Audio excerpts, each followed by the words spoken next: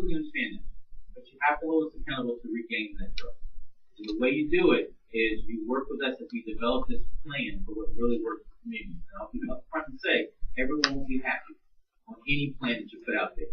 But it will be a plan that will have significant community input from day one, which is what we've done. I have gotten input or feedback from folks in the Southwest and the Central Committee areas who said, you've done a good job, you haven't done a good job, but we do appreciate you sharing this input or getting our input up front. We're going to continue working with us around that. One thing I'm excited about tonight is that we are going to be presenting for the board's consideration Blueprint 2.0. Part of Blueprint 2.0, as you know, is a 10-year capital improvement plan. But I do want to thank the public for really working with us around the development of that plan, because it is a comprehensive plan that over the next 5 years does address many of our needs. We've had a really, really good year for the 12-13 school year. I understand there's some things for improvement. We understand that we'll be improving upon those in 13-14. But I do want to take an opportunity to just go back and look at the accomplishments that Team BCPS has accomplished over the 12-13 school year. And Mr. President, we'll show this last video and then I'll end my speech.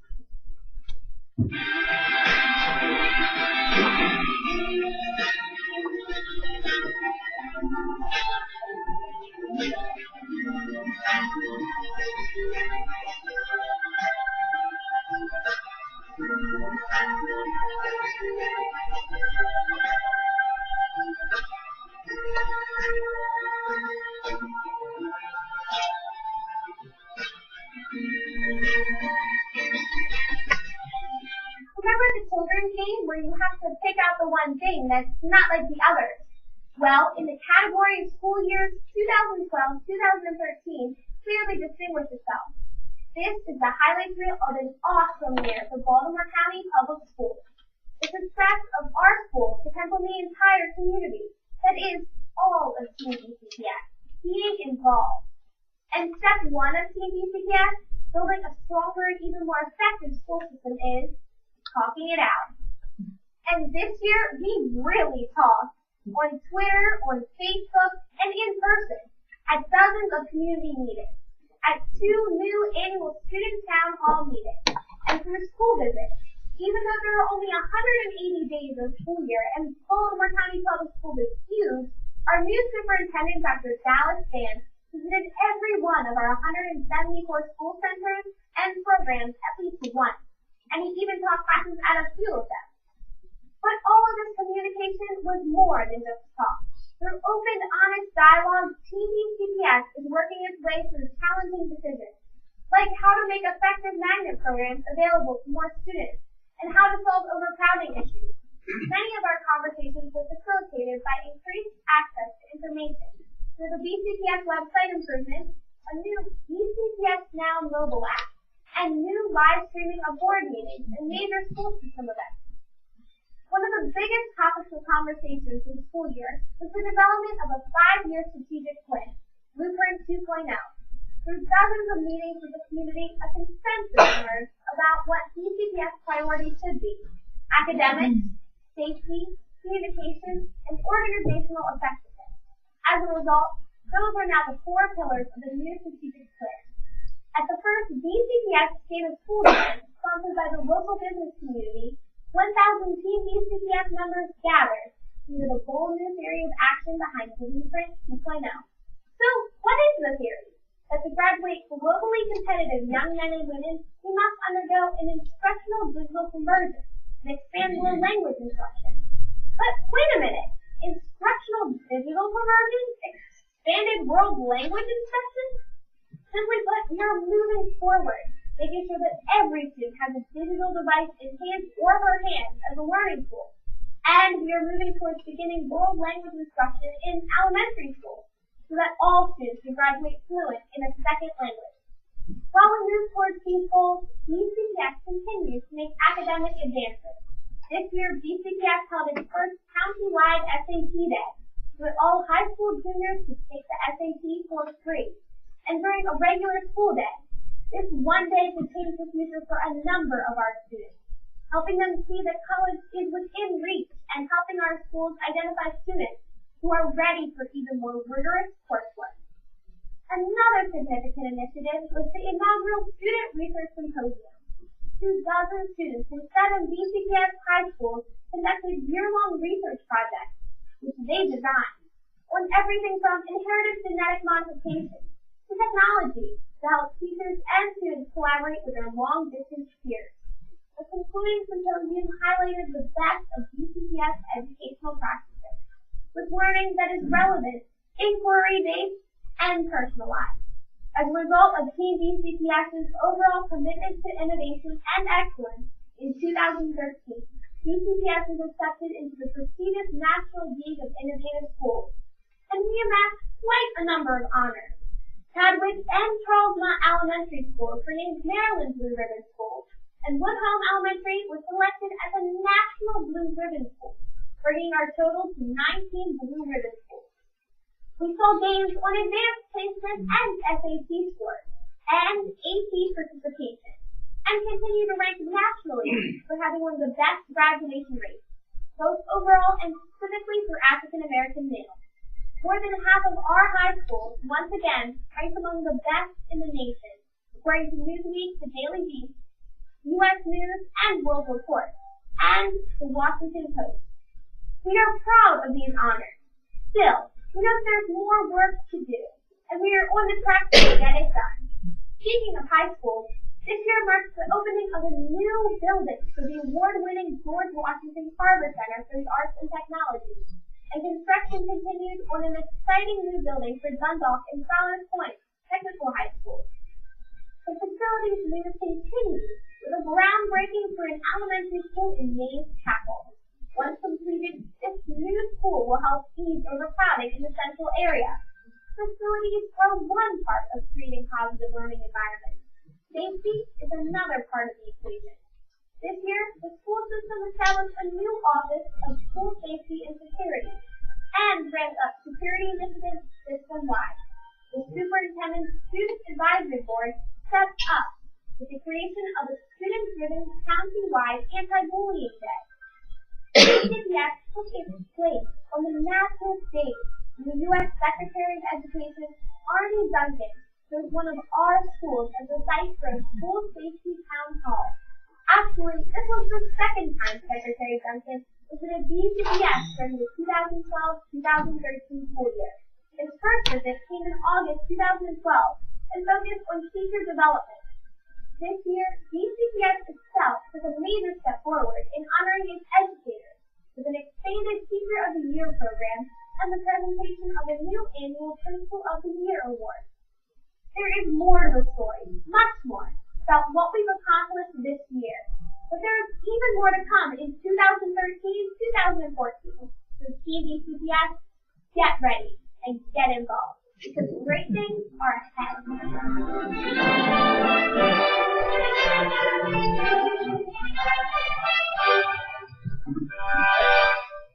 President Duncan, what I will say, we're very proud of Abby. Abby is our intern. She's a cultural student at Hereford High School. So we're very proud of Abby for her work today.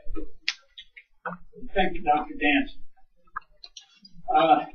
Next we'll move on to the President's report, and this is my opportunity to also address the public about some of the things from my perspective.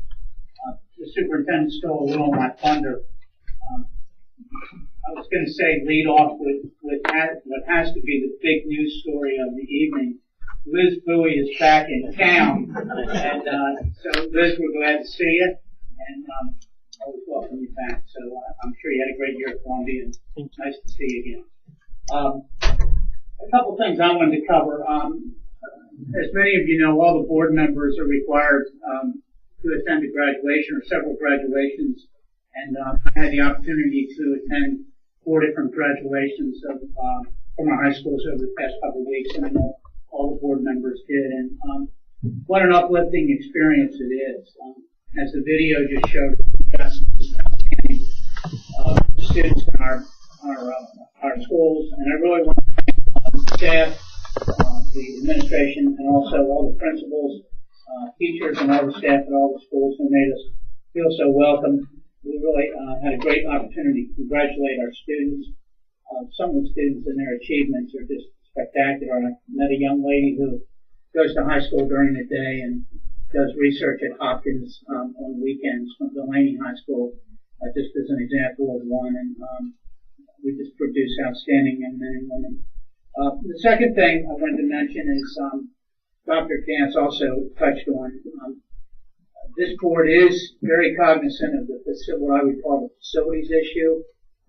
We've asked Dr. Dance and impressing upon him, I think, the board's desire that we develop a comprehensive plan insofar as facilities, not only air conditioning schools, but modernizing them, making them 21st century learning environments, and that we really get the maximum bang for our dollar. I say it often that we have no fiscal authority whatsoever. This board cannot impose a tax or float a bond. We're dependent on what we are given by our elected leaders, and we ask for and try to obtain as much as we can and try to spend those dollars wisely. So I realize that our successes and our pledge to do so doesn't mean a lot sometimes to the folks who are in hot classes or overcrowded classrooms, and I appreciate that, but I will pledge to you that the board is going to continue to work to make facilities a number one priority and to move forward on the overcrowding, air conditioning, and 21st century issues to try to bring our system and bring our buildings and facilities into the most modern and productive state that they can be. I also wanted to take a minute just to reflect and advise that with the conclusion of this school year, it is also the anniversary of the first year of the administration of Dallas Dance as the superintendent. And earlier this evening, the board spent significant time with the superintendent evaluating his first year and talking with him over the past couple of weeks. Vice President Ronnie and I have been talking to Dallas, and I want to say publicly that I think I speak for the entire board that we're very proud and gratified of Dallas, your first year. We congratulate you on your first year. It's been an exceptional year. The board is very pleased with the direction that the Baltimore County Public Schools is moving in.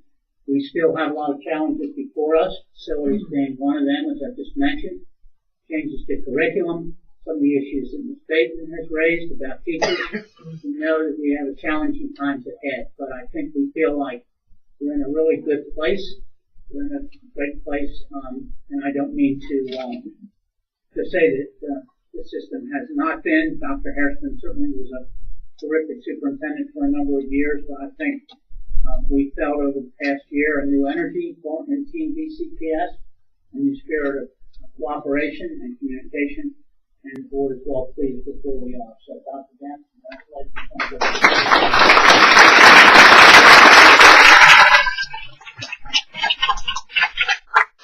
in addition to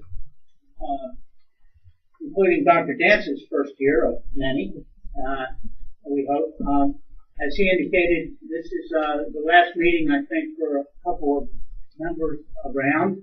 And I would like to thank, in no particular order, but I always say the brains of the organization, of the board, is our student member. They come up with some of the most insightful and best ideas that as a board we produce. I think all of the board members would agree with me. And Olivia Adams has been no exception to that rule. Olivia has been a terrific board member with great insight. She's going to do great things at the University of Chicago. And Olivia, we thank you very, very much.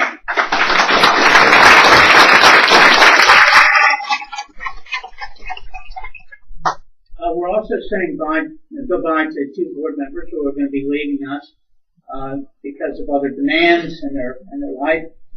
Connie Gordon-Bright has been a board member for 3 years, Connie? Connie Bright-Gordon, I'll get it right by the time you leave. Connie, I saw her, Connie. Cornelia, and has brought, I think, a great perspective as another member on the board, another lawyer member on the board, I should say. I've appreciated her insight. She's chaired the contract and building committee and has really brought, as I said, some great perspective to the board, and we're going to really miss her. And Connie, thank you for your service. I'm sure we'll have something a little more suitable down the road, but I really want to say that I appreciate everything that you've done and everything that you've helped me personally with over the time that you've been on the board. So congratulations.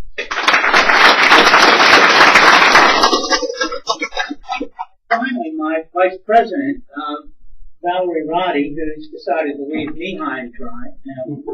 But Valerie has also announced that she's not coming back, and her term expires at the end of this month. And she has been of just great assistance to me personally, and the board at large with her insight and her background, her years of government service. I know have been invaluable, and she's brought a great perspective to the board as well. So, Valerie, I'm going to miss you.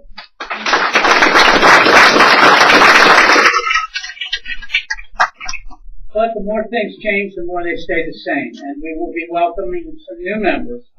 And it has been publicized, but I just briefly would announce. First of all, David Uhlfelder is coming back for another term. Great to have David back. He has been, as a CPA, particularly helpful in that realm of things, and has always been a voice of reason and moderation. And David, we're glad that you've been re-upped, and glad you'll be around, obviously. Our two new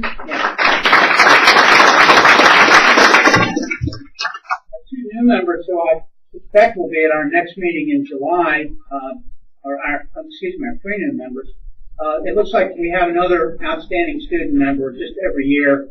They're outstanding people. This is Jonathan Galla, who is a student at Hereford High School, happens to be in the National Honor Society, a violinist, and also in the All Honors Orchestra, also treasurer of the High School Student Council. I can go on and on, typical high achiever and high flyer, and I'm sure Jonathan will do a great job for us. The other two members who are joining us, one is someone who I've known personally for a number of years, Ed Gillis, who is an attorney like me in Towson, has been with the law firm of Royce & Mullen, McLean & Reed, and has been a long public servant and volunteer in our community, been president of not only the State and Local Bar Association, but chairman of the Planning Board, and Ed will be joining us as a replacement, I think, for Valerie. Also joining us is someone who's testified before us a couple of times, Marisol Johnson. And Marisol has a Bachelor of Science from Towson and has been on several advisory boards and a advocate for education. So we're looking forward to our new members as we bid our older members, experienced members goodbye, and I want to thank them and welcome them. So that concludes our report, and as we begin another school year, as I said in the video, we're looking forward to another great year at BCPS. Okay, we'll move